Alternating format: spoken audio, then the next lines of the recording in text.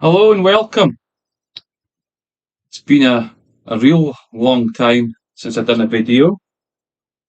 There's been lots of reasons for that. Lots of reasons. Uh,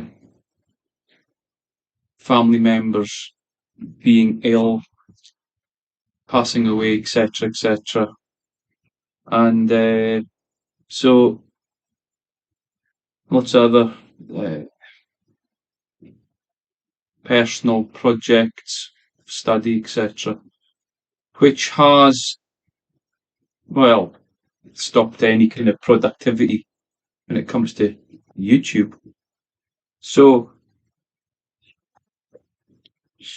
but I thought it was a very good time to reflect at this time of year, end of the year, and what's going on. And I've done a video about this book before. It's a book called Nihilism: The Root of the Revolution of the Modern Age by Seraphim. He was a Christian Orthodox monk in America. Quite a character by all accounts. Very dedicated to Christianity, and died sadly far too young, I think. But his talks and books on issues regarding modern society and culture, I think, were very profound. They've certainly had a deep impact on me in the way I think about what is going on. And of course, Mr. Father Seraphim Rose wasn't around in these times of the what's been called in other channels the Britney Spears and and the treatments that people have been getting, and the net zero, the climate alarmism, etc., etc. And I think, well, that's one some areas that I want to address today, but I want to really specifically to psychotherapy, the world of psychotherapy, because as I go into to read, uh, it has what he says about the modern world and its nihilistic and philosophy of the absurd has a lot to do with the mental well-being, mental health industry that we experience today. So this video I've entitled it "The Philosophy of the Absurd and Absurd Psychotherapy," which this hopefully will become clear as I go through, and it's quite a lot of material. So bear with me. So this is from this. I'm going to read some quite a few excerpts from his chapter. It's an appendix at the end of the book called Philosophy of the Absurd. And so try to when you're listening to what I'm saying, what I'm reading, try to imagine today, because he was saying this in the 1960s or 70s, roughly. I think it was the 70s he wrote this book. So, and he died in the 70s, I'm pretty sure. I need to check. But it's very interesting. So this was the appendix, the philosophy of the absurd. And he says politics, whether of the right, the left, or the centre, could no longer be viewed as anything but an expedient whereby universal disorder is given. For a moment, a faint semblance of order, pacifists and militant crusaders are united in an absurd faith in the feeble powers of man to remedy an intolerable situation by means which can only make it worse. But our politics and philosophy today, and I would say today too, are only reflections of life, and if they have become absurd, it is because, in large measure, life has become so. The most striking example of absurdity in life in recent times is, of course, Hitler's New Order. or one could think of the Building Back Better, the New World Order, the greater good, the new normal. So I was looking for the new normal. Wherein a supposedly normal civilized man could be at one and at the same time an accomplished and moving interpreter of Bach, as was Himmler, and a skilled murderer of millions, or who might arrange a tour of extermination camp to coincide with a concert series or an exhibition of art. Hitler himself indeed was the absurd man par excellence, passing from nothingness to world rule and back to nothingness in the space of a dozen years, leaving as his monument nothing but a shattered world, owing his meaninglessness success to the fact that he, the emptiest of men, personified the emptiness of the men of his time. Hitler's surrealist world is now a thing of the past, but the world has by no means passed out the age of absurdity. 2020 to now, but rather into a more advanced, although temporarily quieter stage of the same disease. It's got noisier of late. Men have invented a weapon to express, better than Hitler's The Gospel of Destruction, their own incoherence, nihilism, and in its shadow men stand paralysed between the extremes of an external power and internal powerlessness equally without precedent. At the same time, the poor and underprivileged of the world have awakened to conscious life and seek abundance and privilege. Those who already possess them waste their lives in the pursuit of vain things, or become disillusioned and die of boredom and despair, or commit senseless crimes. The whole world, it seems, is divided into those who lead meaningless, futile lives without being aware of it, and those who, being aware of it, are driven to madness and suicide. You think about the destruction in the last 3 years, treatments, certain procedures where people are staying in their house a lot,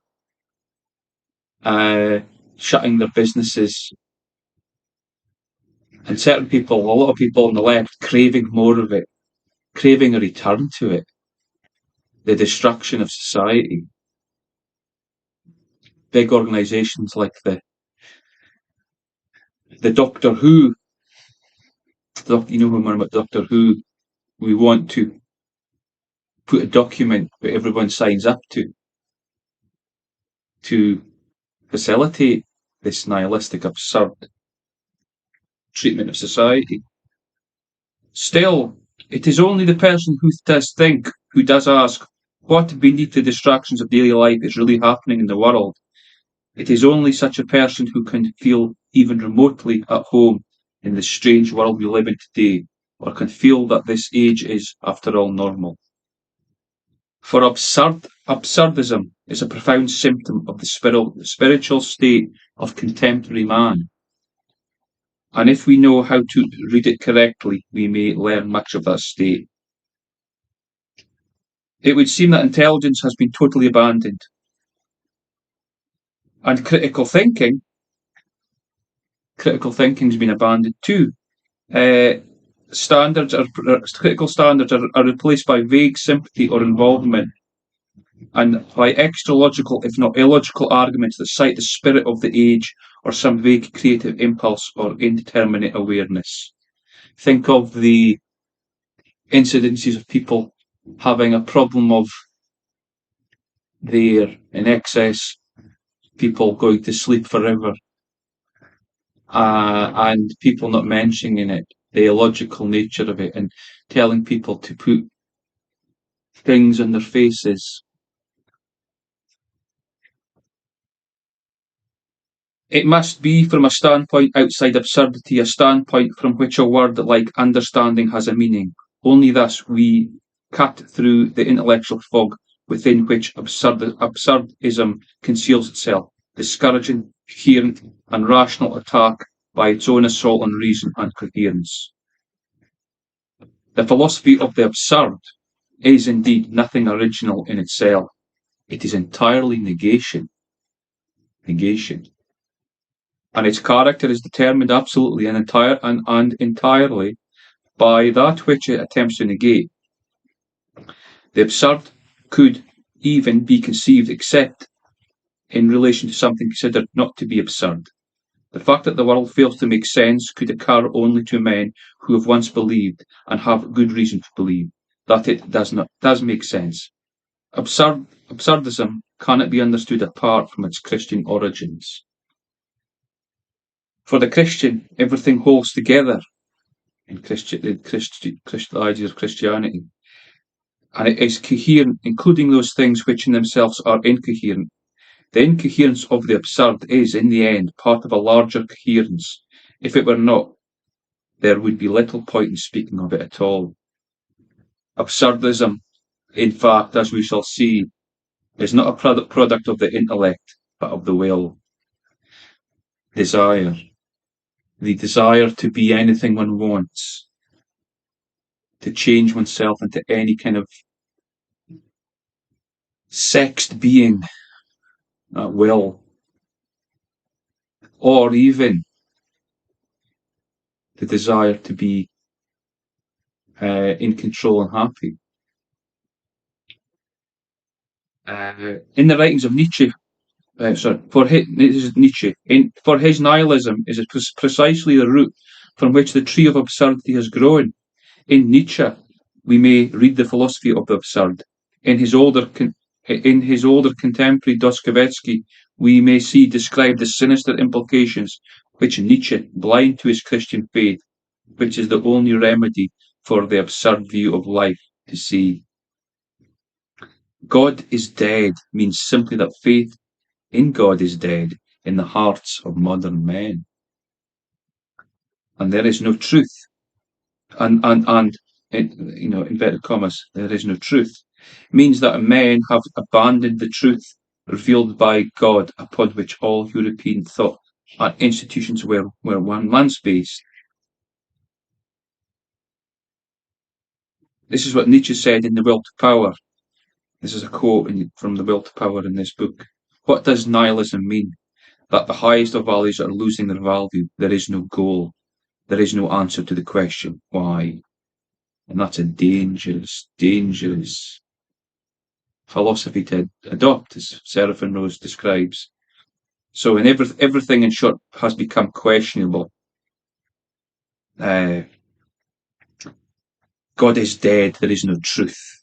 The two phrases have precisely the same meaning. They are like a revelation of the absolute absurdity of a world whose centre is no longer God, but nothing. But just here, at the very heart of absurdism, is its dependence upon the Christianity. It rejects it. It is most apparent. Its dependence upon Christianity it rejects is most apparent. One of the most difficult of Christian doctrines for the non-Christian and anti-Christian to understand and accept is that of the creatio ex nihilo, God's creation of the world not out of himself, not out of some pre-existent matter, but out of nothing. Yet without understanding it, the absurdist testifies to its reality by inverting and parodying it, by attempting in effect a nihilization of creation, a return of the world to that very nothingness out of which God first called it.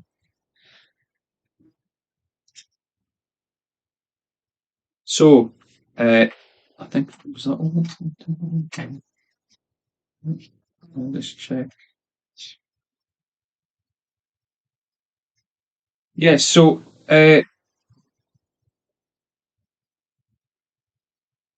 this nihilism, this absurdism, because if you don't believe in anything, there is no truth, there is no God.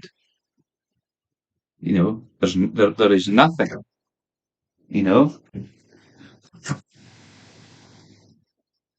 It gives rise to the absurdism that we're seeing today in society.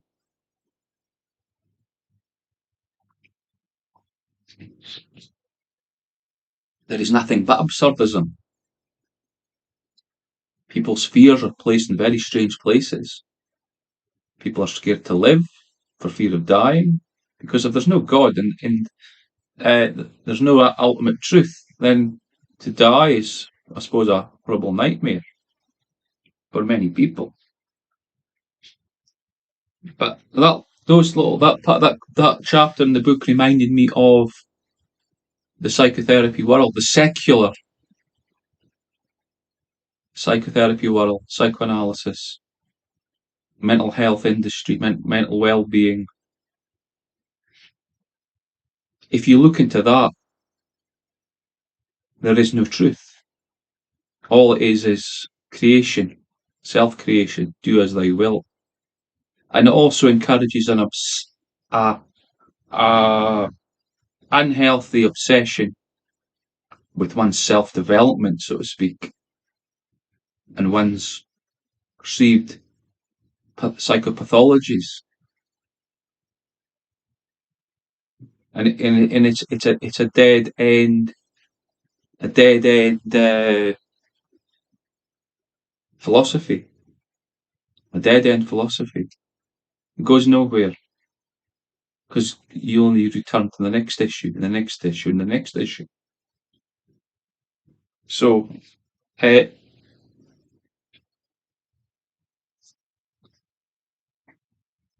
kind of a victimhood,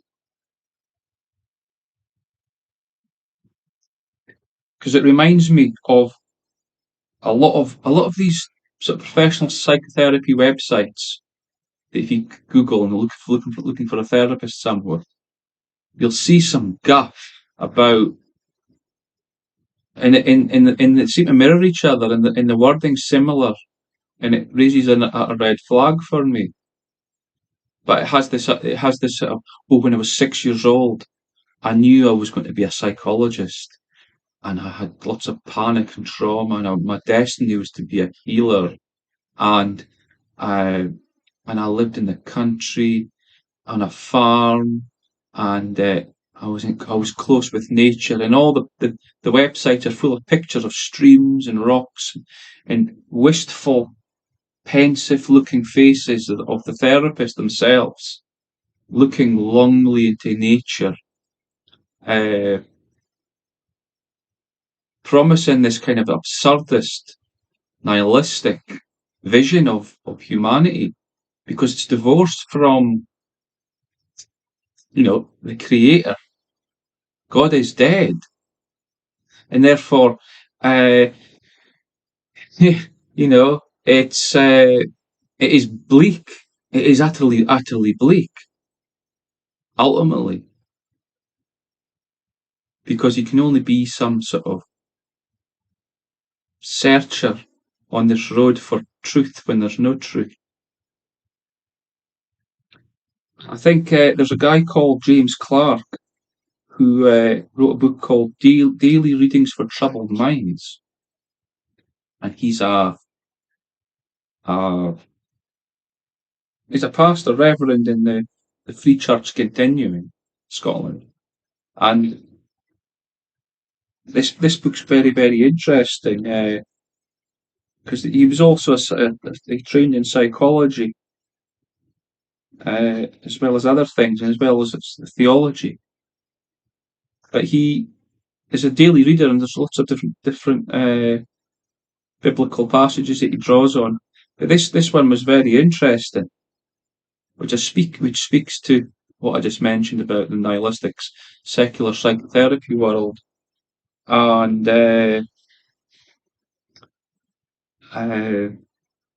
so I'll read Jeremiah, because he quotes Jeremiah 15:18, so I'll read that first. Which is contrary to the mental health industry, contrary to the secular psychotherapy world, this passage. And this man, James Clark, goes on to describe. So this is Jeremiah 15:18. Why is my pain perpetual and my wound incurable, which refuseth to be healed? Wilt thou be altogether unto me as a liar and as waters that fail? So this is what it says in his book here. Our comfort evaporates when we cannot see the end of something. Jeremiah could barely see the end, but he clearly saw the present suffering. Nor could he see the end of suffering until he saw the end of the cause of it. It is sometimes difficult to distinguish the causes around us from the causes within us, and sometimes impossible to separate them. Sometimes a change of environment will remove the cause, but so often it does not. We carry about the cause within us no matter where we go. Jeremiah's grief, whether he was in Judah or later in Egypt, went with him. There could be no healing in this world, something he and we accept with difficulty. No healing in this world. How powerful is that? And that message is something that the secular psychotherapists and the activists, the godless activists who play the victimhood card of blaming the state for everything, of being constantly in pathology, of constantly searching for something to ail their aching desires for everything that they want. So, uh,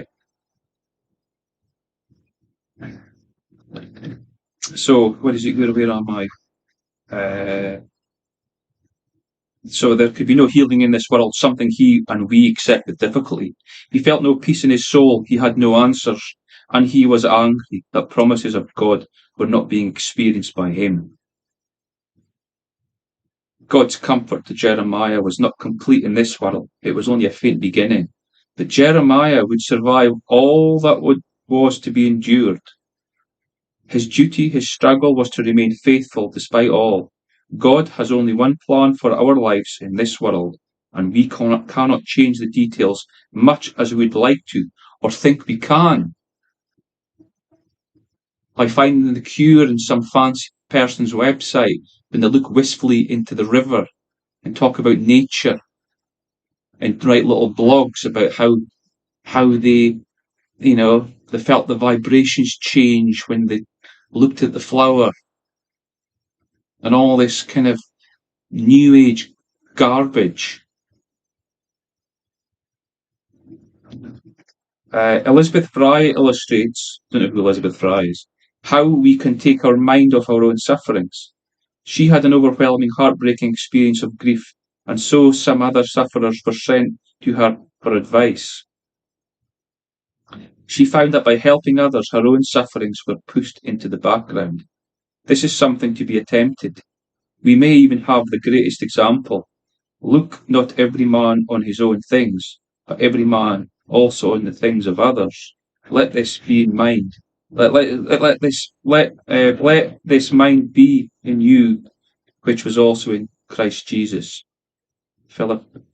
Philippians 2, 4, 5. Chapter 2, verses 4 to 5. So,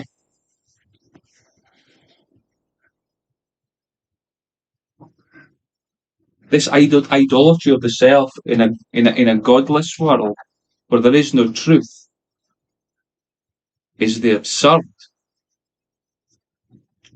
It's the nihilistic, God is dead desert. You know, when you look at these websites, fancy websites of therapists and organizations, you see this new age, God is dead,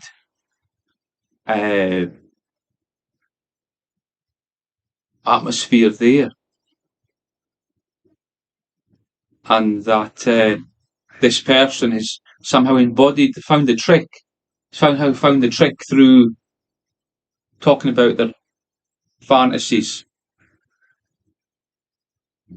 projecting this nihilistic, absurdist fantasy back out into the world. And it's utterly soul destroying.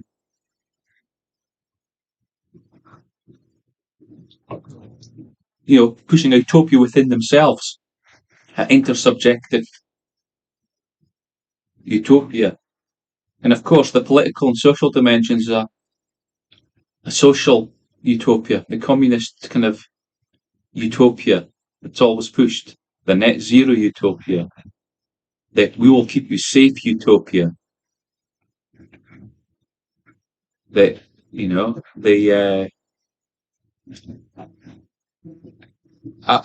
politicians can in this absurd world can keep us all safe, which they can't.